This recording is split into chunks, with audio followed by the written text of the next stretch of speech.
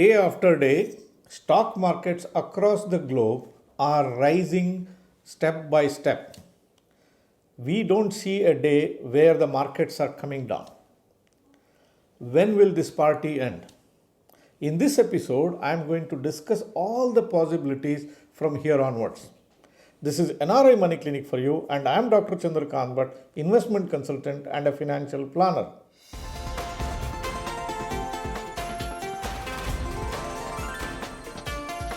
NRI Money Clinic. No hype, just the right advice. The crucial question here is, when will this party end? Very simple. The party ends when the supply of booze ends. The party ends when the policemen come calling. In case of stock markets, interestingly, it is the policeman who is supplying the booze. Who is the policeman?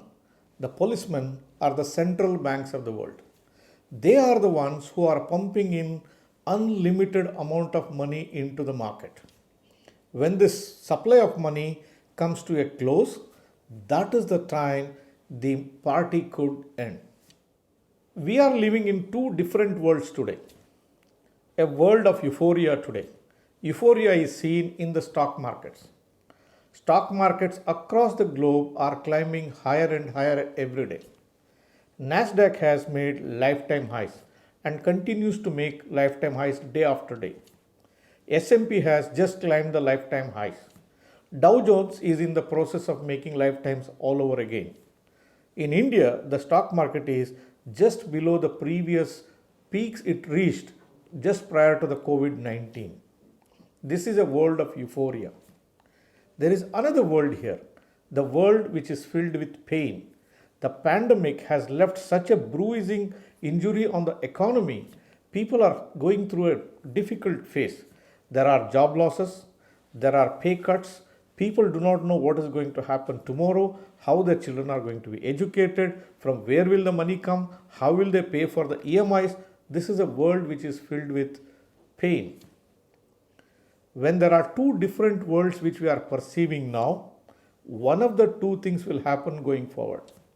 Either the reality should climb up and meet the perception, or the perception has to come down and meet the reality.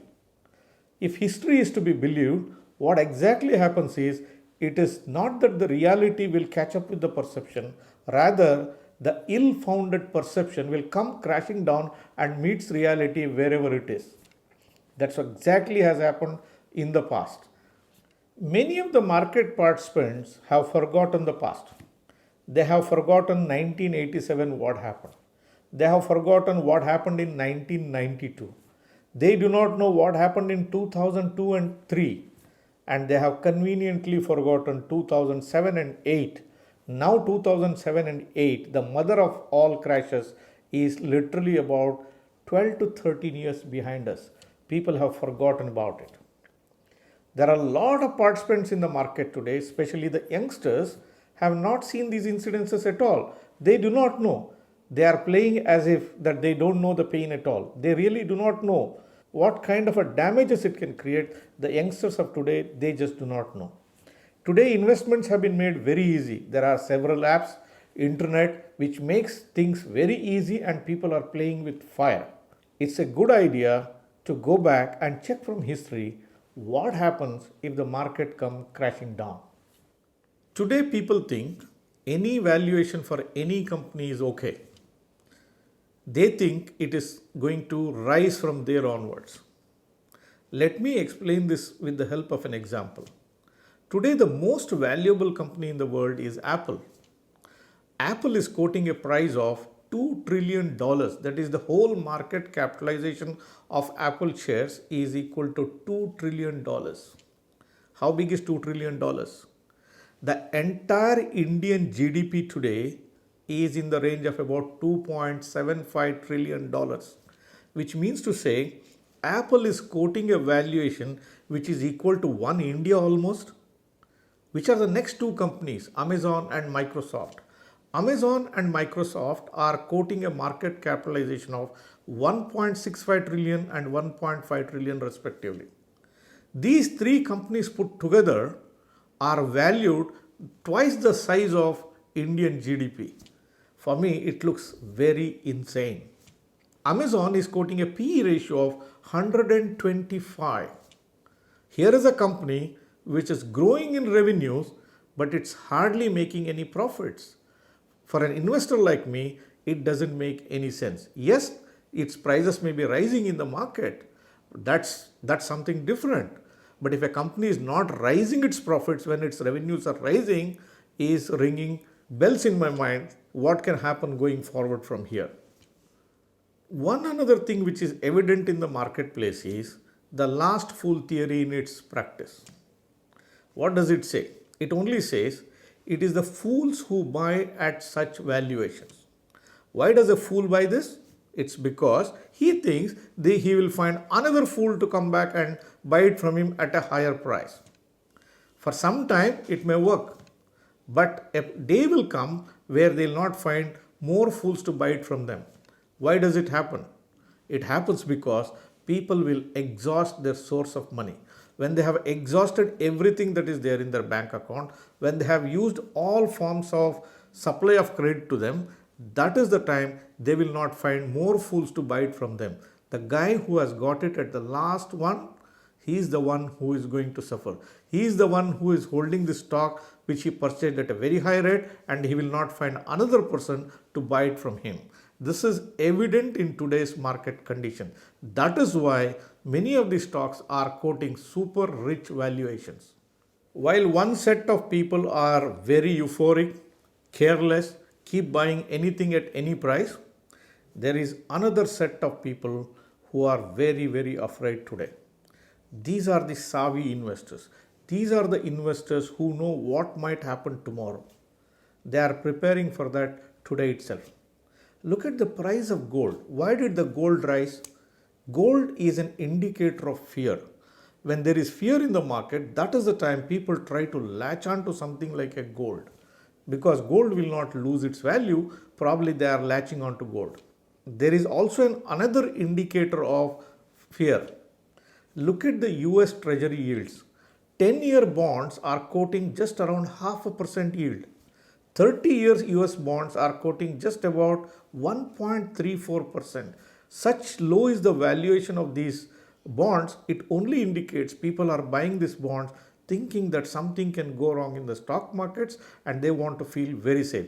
These are the savvy guys, these are the institutional guys, these are the sovereign wealth funds which are rushing into buy gold or buying into these US treasuries, knowing very well that a day will come when the equity market will come crashing down.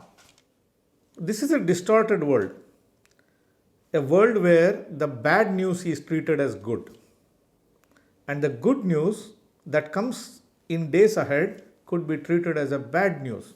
Let me explain. Today we are passing through a pandemic. To avoid the problems in the economy, central banks and the governments are very active. They are accommodating everyone. They are doing quantitative easing. They are doing everything possible to supply extra money into the market, and this is propping up the stock markets. Participants of the markets feel that going through a pandemic, they know that the companies are not going to fail because somebody is going to protect them. Now the economy is in ICU, the central banks are working like doctors to keep the economy active. What happens when the good news comes? The good news can come in the form of a successful vaccine launch, and that could be just a few months ahead. When the vaccine comes, what happens is the central bankers feel that the patient is okay now, he doesn't need an ICU treatment, and they start withdrawing that quantitative easing or supply of money into the economy. So the good news which could come in months ahead will be the one which will be bad for the market. That's why I said it's a distorted world where the bad news is good and the good news that is going to come tomorrow could be the one which is bad for the stock markets. Dear viewers, I would like to know, what do you think about the subject I discussed today? Do you think market is going to come crashing down? If it is going to come crashing down, when will it happen? What have you done to protect yourself? Please comment below. The crucial question here is, if a crash were to come, sometime in the coming few months, what have you done to protect your portfolios? Or to put it in another way, how can you benefit from the market crash that might come in days ahead? To know that, you need to be talking to your professional financial planners. Take the assistance of one of the professional financial planners. If you want to be helped in this particular issue, you can use my services as well. I have shown my numbers here on the screen. If you want to protect your portfolios, or if you want to design a portfolio which can benefit from the market crash that might come in months ahead, you are free to contact me from any part of the world, and you can make best use of my services as well. Dear viewers, if you think the topic that I discussed today is of some value to you, give me a thumbs up. If you are watching this program for the first time, or if you are yet to subscribe for this channel, please press the subscribe button and hit the bell icon. Don't forget to share these videos with your friends and relatives. Thank you very much for watching this episode on NRI Money Clinic. I will be back with you with one another topic very soon. Press the bell icon for more details and subscribe our channel.